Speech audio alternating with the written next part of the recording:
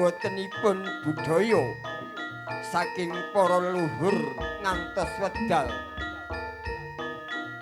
punika dipun pundi mreh saged lestari tumurune datang para wahyahipun saking sakutha kadidena kuda kepang wahyuning budaya suwun suwun suwun matur nembah nuwun.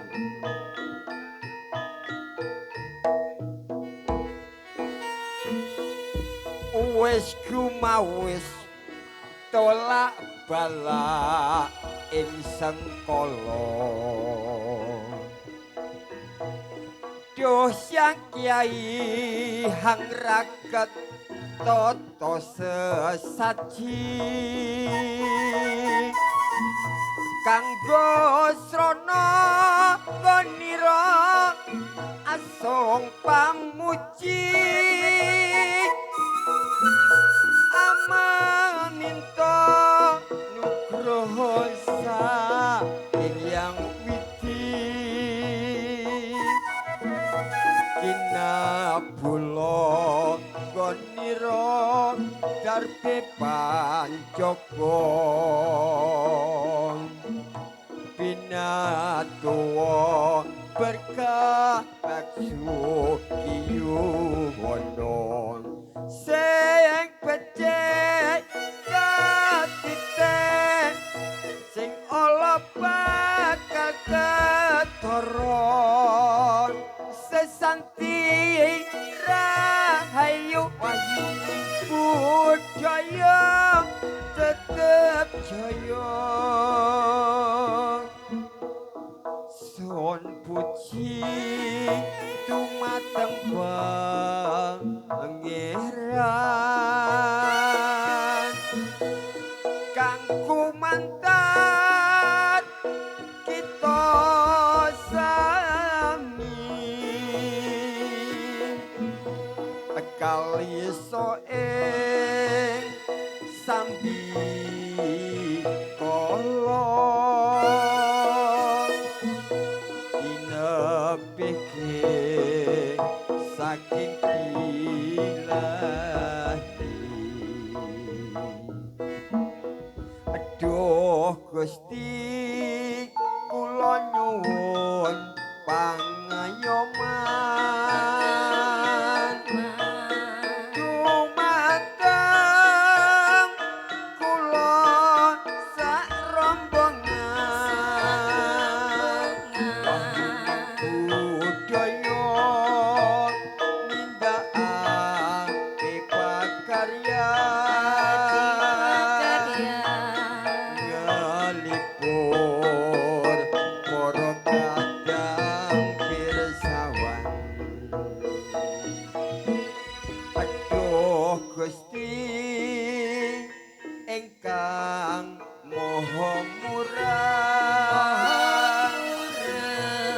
ingkang kersa paring pepayonan apa suraten ingkang mandigani ngaluri kabudayan Jawi Gunung Panjang alamat ibu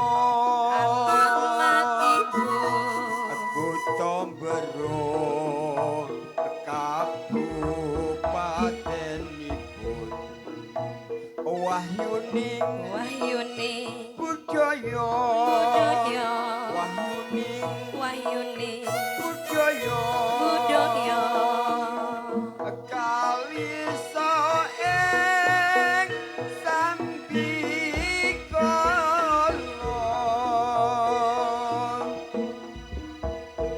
sepindah malih kagem Ibu Pendhirya Bapak Suwaya dan Ibu Muhawati anggenipun gadah hajat nggih menika ndapaken putra putrinipun nggih ingkang paring asma Sumita Dewi Dewi ingkang Dimas Bagus Jumadi Asmana. Mudah-mudahan menjadi rumah tangga yang sakinah mawaddah warahmah fid wadunya. Dan mudah-mudahan langgeng selawase ngantos Gusti ingkang Maha Agung. Sesarengan kali kudoke pangwahining Buddha ing sonten menika mugi-mugi anggening libur ing manah tansah pinarahayu litih sambikala ngantos purnan adicara ing sonten menika.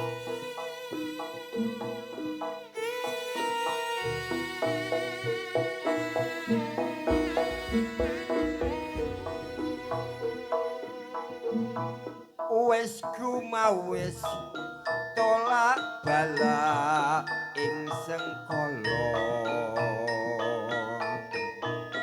dosyang kyai hangraken tata sesaji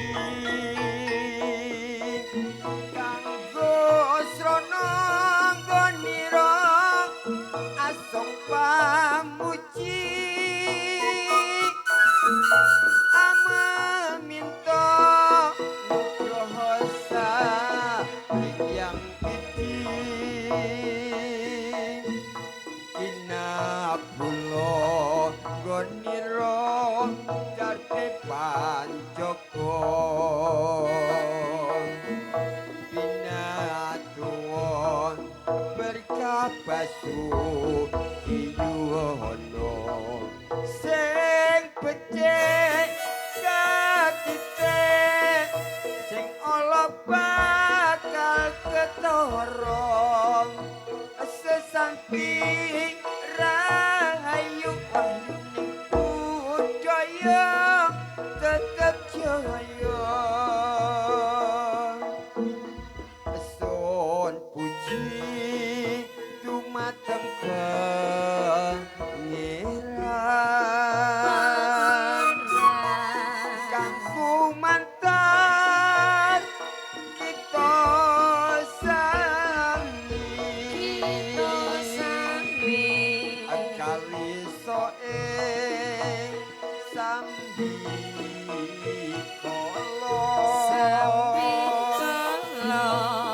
dina pikir saking ilahi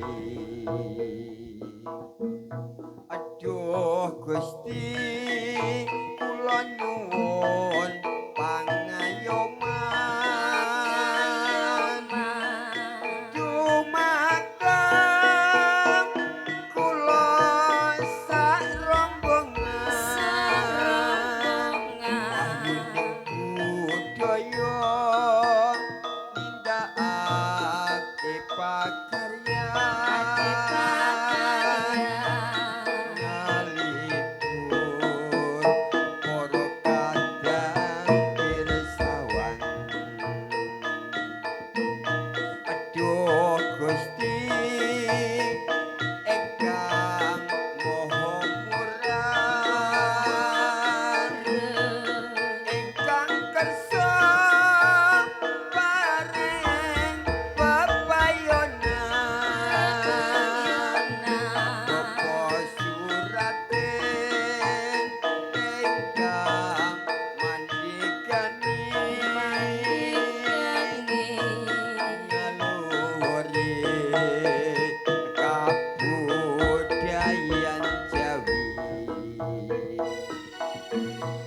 Gunung Panjang alamat ipun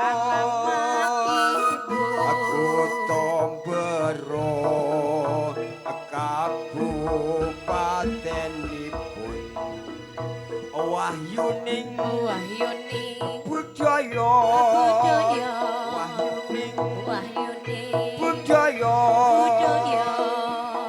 kali soeng sambikala warogo wahyuning budaya salageng bidal gubur saking sedaya ing swasana tutuke saungkir dawani sudut srep broto sak duning kalbu Ibu Bumi, Bapak Kuwasa, Bapak Adam, Ibu Hoti, Latap limo pancing sakjroning kalbu. Oi! Warga Wahyuning Budaya.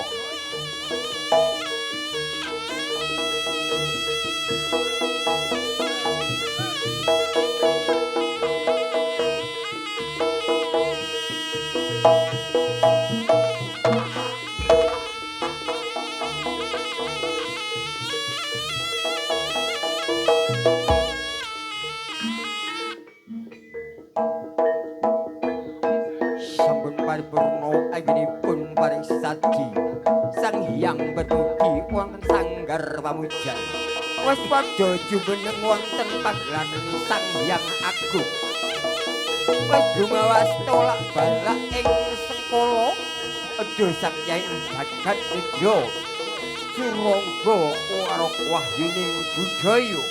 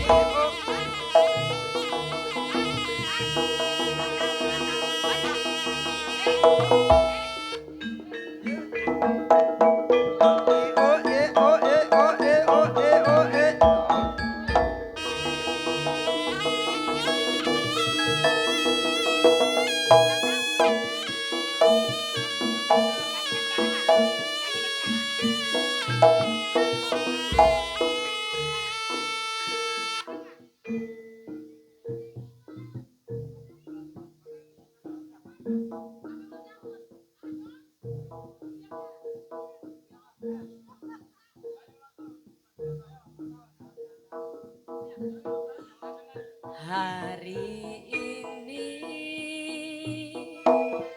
Iya, kebetulan sekali pada kesempatan siang hari ini ada yang mulai hari ulang tahunnya untuk anda dan tercinta yaitu Bapak Teguh. Mudah-mudahan jadi anak yang soleh ya, panjang umur, sehat selalu bersama keluarga. yang ku beri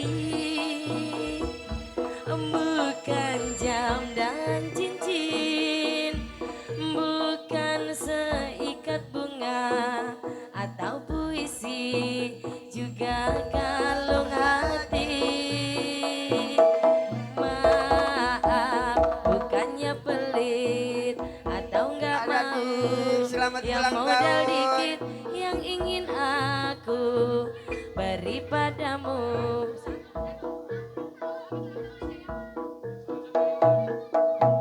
Selamat ulang tahun kami ucapkan.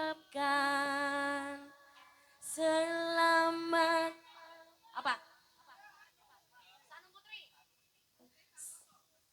Selamat ulang tahun kepada adik Sanum Putri Sanoto. Oh, Santoso. Semoga menjadi anak yang soleha, Amin. anak yang berbakti kepada kedua Amin. orang tua dan juga negara. Dan semoga nanti kelak Sano menjadi anak yang sukses ya sayang. Amin, amin ya rabbal alamin. Wih, selamat ulang tahun kepada Santom Santoso. Selamat panjang umur kita akan doakan. Selamat sejahtera, sehat sentosa. Selamat panjang umur dan bahagia. Selamat ulang tahun kami ucapkan. Selamat panjang umur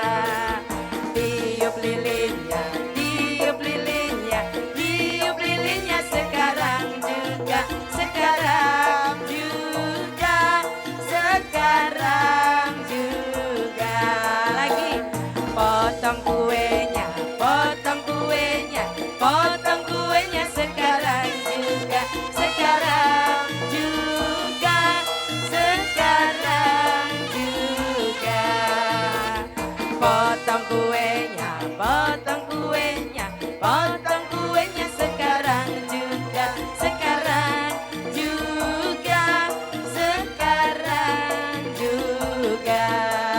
Happy birthday to you, happy birthday to you, happy birthday, happy birthday, happy birthday to you, happy birthday to you, happy birthday to you, happy birthday, happy birthday, happy birthday to you. Selamat ulang tahun buat adik Sanum. Sanum Santoso, mudah-mudahan yang soleha ya, berbakti kepada orang tua, agama, nusa dan bangsa. Amin amin amin amin ya rabbal alamin. Makan tumpengnya, makan tumpengnya, makan tumpengnya sekarang juga, sekarang juga, sekarang. Oh, enggak. Sabar, sabar, sabar. Kita baca doa dulu ya. Iya, alhamdulillah. Buat tadi Sanum Santoso di hari ini adalah ulang tahun. Ini ulang tahun ke berapa ya? Ke-1 tahun ya, menjadi anak solehah berbakti kepada orang tua, agama, nusa dan bangsa. Amin ya rabbal alamin. Mari kita bersama-sama, bapak-bapak, ibu-ibu, hadirin semua yang ada di sini, untuk mendoakan yaitu doa selamat ya untuk keluarga Bapak Teguh dan juga keluarga besar dari Kudo Kepang Wahyuning Budoyo. Mudah-mudahan selalu diberi kesehatan, keselamatan, Amin. panjang umur dan Amin. mudah murah rezekinya. Amin. Ya rabbal alamin.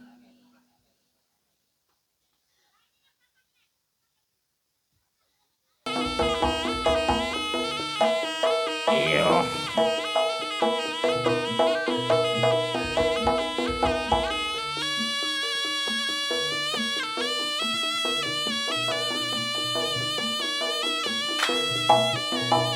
Oish. Botet lorot ingkang yo jempar ingkang ungkang gandawan lumampe Kudo Kepang Wahyuning Budoyo barikapiar sopo. Alon-alon yen. Loh. Guys, loh. Ah, Ais, loh. Oh, oi. Oi. Ais. Loh.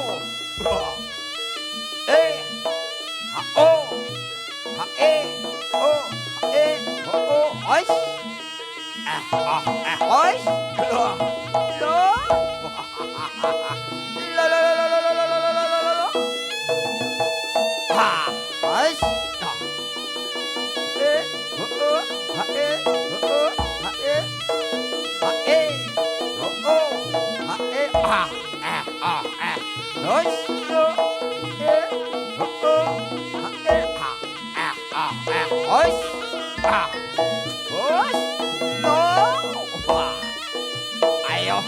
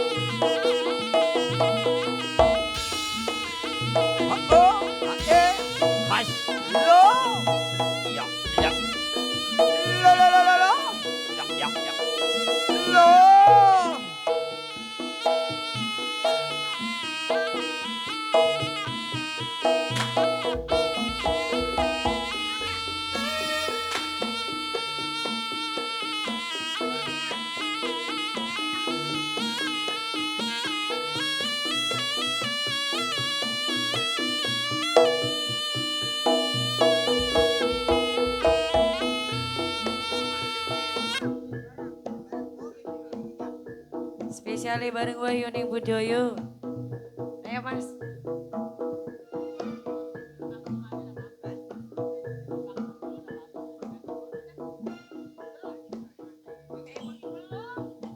nangis sakjroning atiku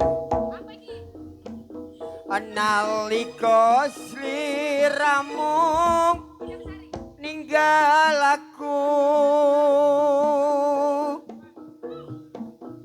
apa sliramu ra krasa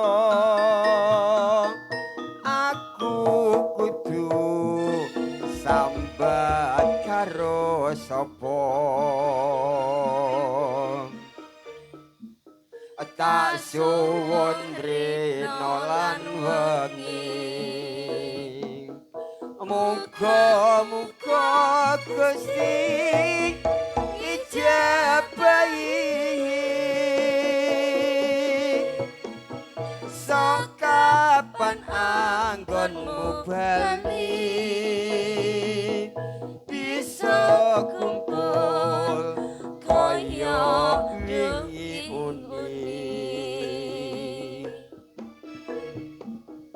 tau tono windanana tak enteni ing pucuk ing tresna balung nangka bebasane mung katon katon sliramu wae ojo lali bawelingku uga mono wong ayu janji-janjimu aku kang tansah satuhun tak enteni nganti sailingmu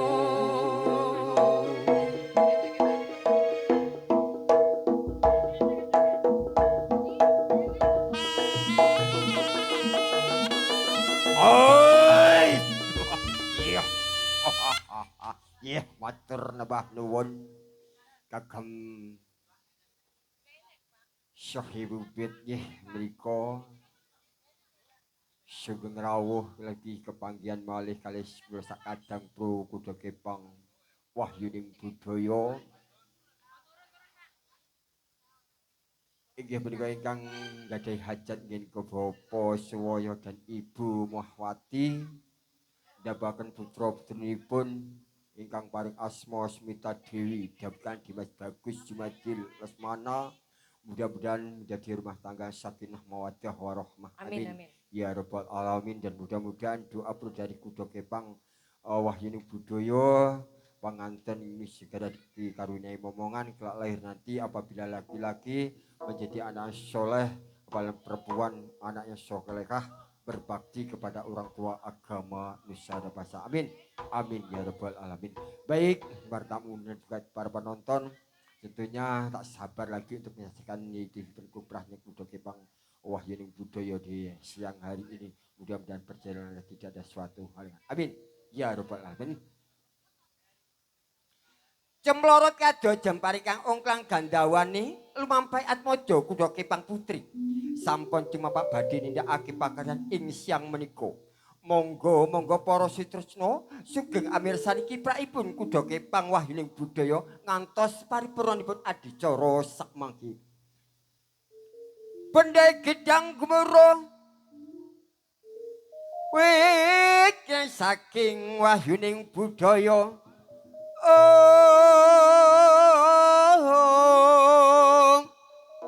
Adyen pareksi prados rawarsa rono ing singkolan warga waraga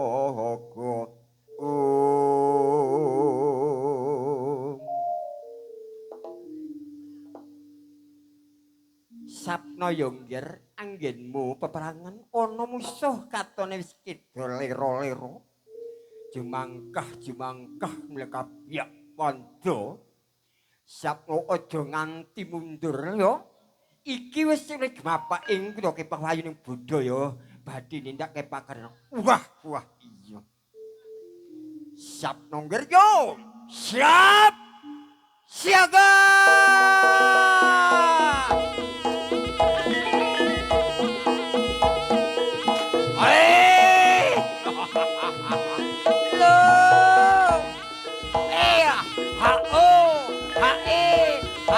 hae hao hae hao hae hao oi waroko wahyuning budaya lho.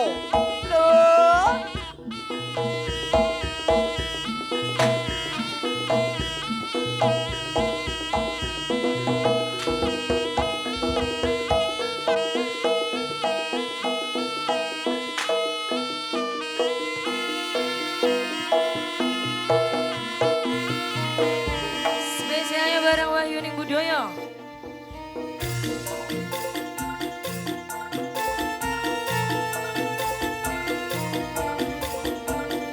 Ayo mari.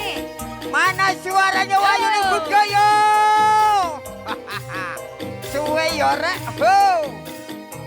Aku ning kene tak ucapke yo muga-muga tenang sampai paripurna. Lo. Ah. Bulan dadi saksi ubayane datang belanjane janji seboyo mukti seboyo pati. Yo semuanya ayo Pare lanjut Pare. Pinter becek iki. Ayo.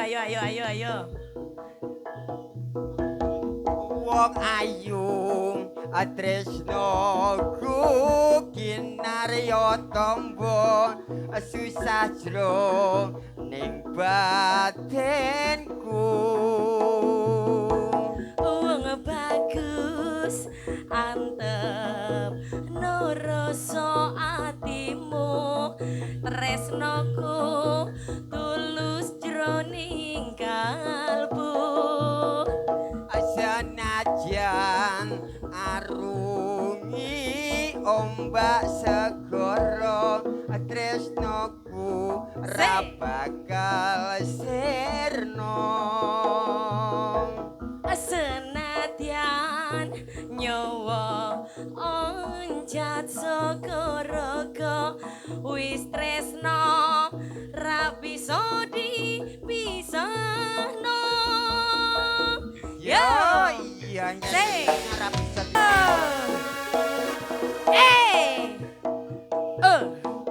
Ayo lanjut bareng Wahyuning Budoyo.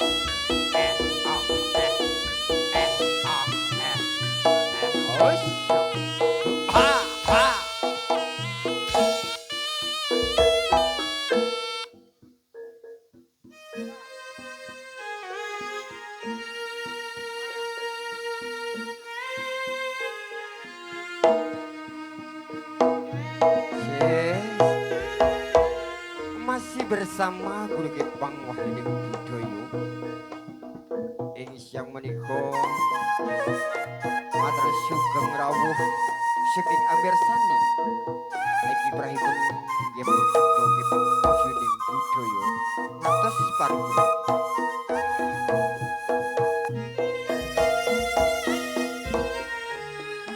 Yen lewat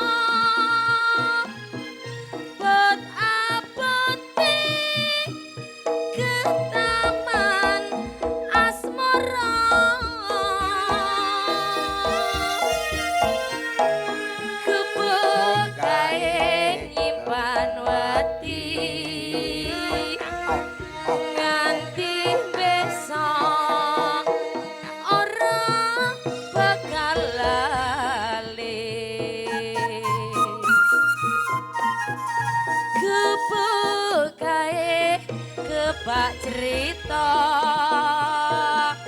wayah wengi nganti gagat rino catetan sajroning ati datan luntur saya merhati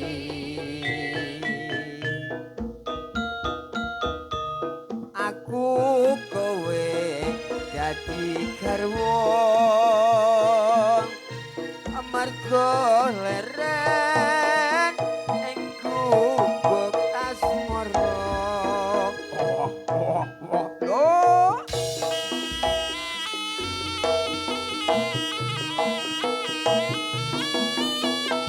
Hei ha ha oh oh he he oish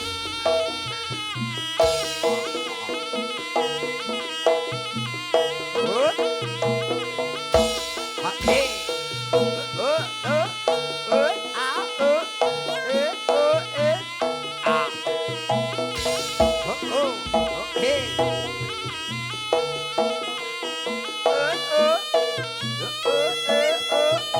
he